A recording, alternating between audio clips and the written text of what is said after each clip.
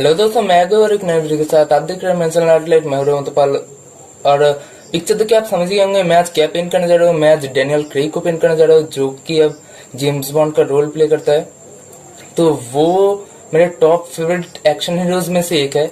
अगर वो आपका भी टॉप फेवरेट एक्शन हीरोज में से एक है तो आप प्लीज यार इस वीडियो को लाइक करो, सब्सक्राइब करो मेरे चैनल को और देखो वीडियो।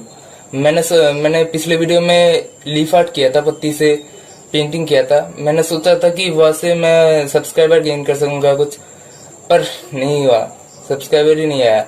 उसका लिंक मैंने डिस्क्रिप्शन बॉक्स पर दे दिया, अगर आपको देखना है तो देख लीजिए, पसंद है तो लाइक कर दीजिए। और मुझे पता नहीं मेरे वीडियो पे लोग लाइक क्यों नहीं टिकते। मैं ज्यादा बगर वगैरह करता हूँ इसलिए, या मैं आंख नाक मुंह को बाद में पेंट करता हूँ इसलिए।